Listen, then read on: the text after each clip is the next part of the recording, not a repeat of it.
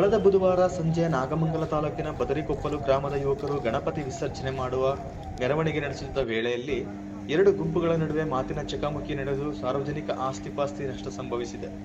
ಕಿಡಿಗೇಡಿಗಳು ಲಾಂಗು, ಮಚ್ಚು, petrol bomb ಸಿಡಿಸಿ ಅಟ್ಟಹಾಸ ಮೆರೆದಿದ್ದು, ಘಟನೆ ತಿಳಿಗೊಳಿಸಲು ಪೊಲೀಸರು ಮುಂದಾದಾಗ ಪೊಲೀಸರವರ ಮೇಲೂ ಕಲ್ಲು ತೂರಿರುವ ಘಟನೆ ನಡೆದಿದೆ.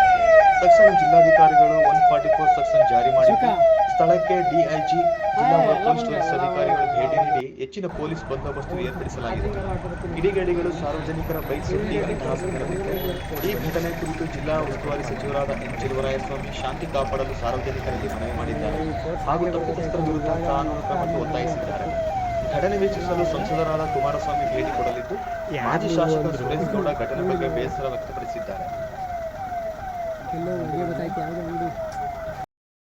ಆದಾಗ ಆತಂಕಗೀಡಾಗೋದು ಸಹಜ. ಅದಕ್ಕೋಸ್ಕರನೇ ಈಗ ರಾತ್ರಿನೇ ನಾವು AD ಜಿಲ್ಲಾ ರಾತ್ರಿ ಬೆಂಗಳೂರು ಬಿಟ್ಟು ಬಂದಿದ್ದೀವಿ. ಬಂದು ಇದೆಲ್ಲ ಪರಿಶೀಲನೆ ಮಾಡಿದ್ವಿ, ಬಂದೋಬಸ್ತ್ ವ್ಯವಸ್ಥೆ ಮಾಡಿದ್ವಿ. ಯಾರೂ ಆತಂಕಗೊಳ್ಳೋದಾದ ಅವಶ್ಯಕತೆ ಇಲ್ಲ. ಎಲ್ಲರೂ ಅವರವರ ಹಬ್ಬಗಳನ್ನ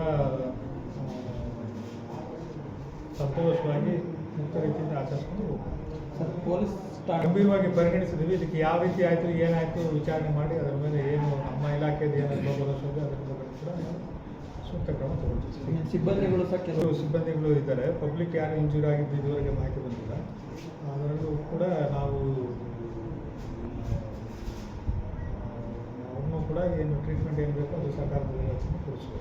ಸರ್, ನಾಳೆ ಸಾರ್ವಜನಿಕರು ಪಟ್ಟಣದಲ್ಲಿ 144 ಇದೆ. ಪರ ವಹಿವಾಟುಗಳು ಹೇಳ್ತಾರೆ ಅಲ್ಲ, 144 ಇದೆ. 144 ಅಂದರೆ 5 ಜನದ ಮೇಲೆ ಯಾವುದೂ ಇಲ್ಲ, ಸಭೆ ಸಮಾರಂಭಗಳು ಯಾವುದೂ ಇಲ್ಲ. 144 ನಿಯಮಗಳಿಗೆ ಒಳಪಟ್ಟು ಅವರ ಕಾರ್ಯಾಚರಣೆ ಮಾಡ್ಕೊಳ್ಳೋಕೆ ನಮ್ದೇನು ಅಭ್ಯಂತರ ಇಲ್ಲ ಸರ್.